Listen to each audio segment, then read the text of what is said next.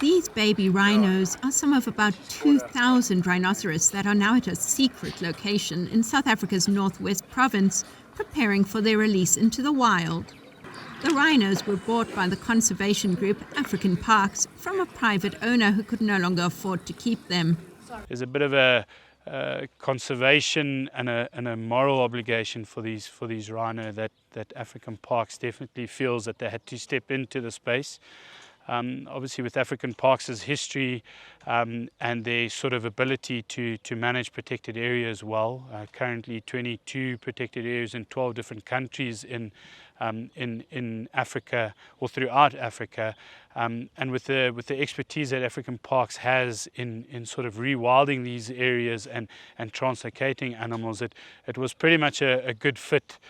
The animals on this farm, which used to belong to John Hume, a multimillionaire who set up a rhino breeding project, account for about 15% of the world's southern white rhino population.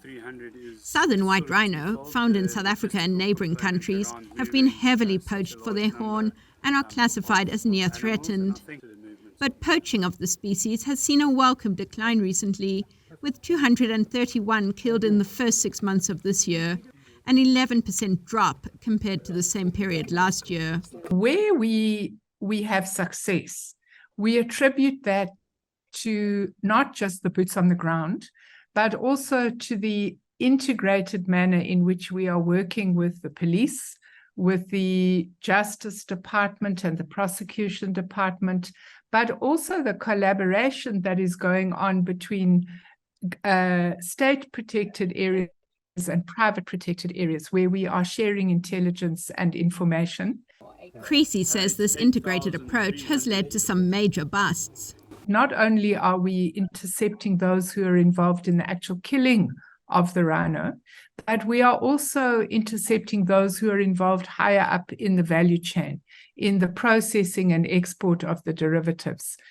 African Parks, whose president is Britain's Prince Harry, has a tough task ahead of it when it comes to finding suitable areas to release the 2,000 rhinos over the next decade, according to Michael Knight of the International Union for Conservation of Nature.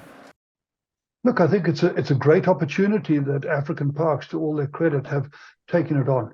It's a tough move, and I'll tell you why, because trying to make sure that you've got enough suitable and large areas to take these rhinos is also a tough ask. A lot of people and organizations are weary to take on rhinos because of the liability that comes with them. Despite those challenges, this rhino population is one step closer to getting the new homes they need. Kate Bartlett, VOANews, Northwest Province, South Africa.